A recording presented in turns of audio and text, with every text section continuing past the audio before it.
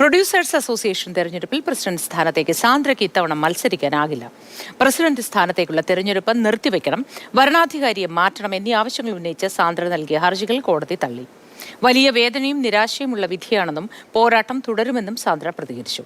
സംഘടനാ തീരുമാനം ശരിയാണെന്ന കോടതിയിൽ തെളിഞ്ഞു എന്നായിരുന്നു നിർമ്മാതാക്കളുടെ പ്രതികരണം. നിർമ്മാതാക്കളുടെ സംഘടനാ തെരഞ്ഞെടുപ്പുമായി ബന്ധപ്പെട്ട് 3 ഹർജികളാണ് സാന്ദ്ര തോമസ് എറണാകുളം സബ് കോടതിയിൽ നൽകിയത്. അതിൽ ഏറ്റവും പ്രധാനപ്പെട്ടത് വരണാധികാരിയെ മാറ്റണം, ബൈലോ പ്രകാരമല്ല വരണാധികാരിയെ നിയമിച്ചത്. 2, പ്രസിഡന്റ് സ്ഥാനത്തേക്കുള്ള തെരഞ്ഞെടുപ്പ് താൽക്കാലികമായി നിർത്തിവെക്കണം. 3, കോടതിയുടെ മേൽനോട്ടത്തിൽ സംഘടനാ തെരഞ്ഞെടുപ്പ് നടത്തണം. ഈ 3 ഹർജികളും എറണാകുളം സബ് കോടതി തള്ളുകയായിരുന്നു. എന്തൊക്കെ നിരീക്ഷണങ്ങളാണ് കോടതി ഇതുമായി ബന്ധപ്പെട്ട് നടത്തിയതെന്ന കാര്യത്തിലടക്കം വിശദമായ വിവരങ്ങൾ വരാനിരിക്കുന്നതേയുള്ളൂ. ഈ കോടതി വിധി വന്നതിനു ശേഷം സാന്ദ്ര തോമസ് പ്രതികരിച്ചത്, കോടതി വിധിയെ താൻ മാനിക്കുന്നു, പക്ഷേ വലിയ നിരാശയും വേദനയും തന്ന വിധിയാണ്. താൻ നടത്തിയതൊരു വലിയ പോരാട്ടമായിരുന്നു, വലിയ ശക്തികൾക്കെതിരെയായിരുന്നു തന്റെ പോരാട്ടം. കോടതി എന്തുകൊണ്ട് തള്ളി എന്ന കാര്യത്തിൽ വ്യക്തതയില്ല. ബൈലോ പ്രകാരം തനിക്ക് മത്സരിക്കാം, അതുകൊണ്ടാണ് കോടതിയെ സമീപിച്ചത്. എന്തായാലും തുടർ പോരാട്ടവുമായി തന്നെ മുന്നോട്ടു പോകും. എക്സിക്യൂട്ടീവ് പോസ്റ്റിലേക്ക് താൻ മത്സരിക്കുമെന്നും സാന്ദ്ര തോമസ് കോടതി വിധി വന്നതിന് പിന്നാലെ മാധ്യമങ്ങളോട് പ്രതികരിച്ചു. ഞാൻ നേരത്തെ തന്നെ പറഞ്ഞിരുന്നതാണ്, എല്ലാം കൊണ്ടും പവർഫുൾ ആയിട്ടുള്ള ആളുകൾക്കെതിരെയാണ് എന്റെ യുദ്ധം. എല്ലാ സൈഡിൽ നിന്നും നീതി കിട്ടും എന്നൊന്നും ഞാൻ പ്രതീക്ഷിക്കുന്നില്ല.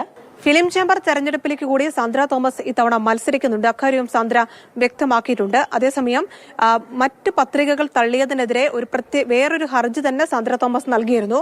ആ ഹർജി കോടതി ഇതുവരെ പരിഗണിച്ചിട്ടില്ല എന്നതുകൂടി എടുത്തു പറയണം. എന്തായാലും ഇത്തവണ നടക്കാൻ പോകുന്ന തെരഞ്ഞെടുപ്പിൽ പ്രസിഡന്റ് സ്ഥാനത്തേക്ക് സാന്ദ്ര തോമസിന് മത്സരിക്കാനാകില്ല.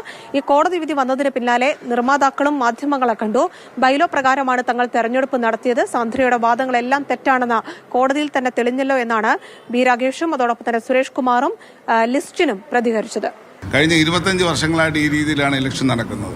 ഇവർ പറയുന്ന ഓരോ കാര്യങ്ങളും കള്ളത്തരങ്ങളും സത്യവിരുദ്ധമായ കാര്യങ്ങളാണെന്നുള്ളതാണ് ഇതിലൂടെ തന്നെ തെളിയുന്നത്. പ്രൊഡ്യൂസർ അസോസിയേഷന്റെ മെമ്പേഴ്സിനെതിരെ പരാതിയായിരുന്നു, അത് കഴിഞ്ഞിട്ട് പ്രൊഡ്യൂസർ അസോസിയേഷനെതിരെ പരാതിയായിരുന്നു, വരണാധികാരിക്കെതിരെ പരാതിയായിരുന്നു, ബൈലോയ്ക്കെതിരെ പരാതിയായിരുന്നു. ഇനിയിപ്പോൾ കോടതിയും തെറ്റാണോ എന്ന് പറയുമെന്ന് അറിയത്തില്ല. നാമനിർദ്ദേശ പത്രിക സമർപ്പണം മുതൽ സൂക്ഷ്മ പരിശോധനാ ദിവസം അടക്കമുള്ള നിരവധി സാഹചര്യങ്ങളിൽ വലിയ പോരാട്ടം സാന്ദ്ര തോമസ് നടത്തിയിരുന്നു. ഒന്ന്, നിർമ്മാതാക്കളുടെ സംഘടനയ്ക്കെതിരെയായിരുന്നു അത്. അതിൽ ബൈലോ പ്രകാരമല്ല കാര്യങ്ങൾ മുന്നോട്ട് പോകുന്നതെന്ന് എടുത്തു പറഞ്ഞുകൊണ്ടായിരുന്നു സാന്ദ്രയുടെ പോരാട്ടം. എന്തായാലും കോടതിയിൽ നിന്ന് അനുകൂല വിധി ഉണ്ടാക്കാത്തതുകൊണ്ട് തന്നെ സാന്ദ്ര തോമസിന് ഇത്തവണ എക്സിക്യൂട്ടീവിലേക്ക് മാത്രമായിരിക്കും മത്സരിക്കാൻ കഴിയുക. ബൈലോ പ്രകാരം 3 സിനിമകൾ വേണം, അത് സാന്ദ്രയുടെ പ്രൊഡക്ഷന്റെ പേരിലില്ല എന്ന് ചൂണ്ടിക്കാണിച്ചുകൊണ്ടായിരുന്നു നാമനിർദ്ദേശ പത്രികകൾ ഭരണാധികാരി തള്ളിയത്.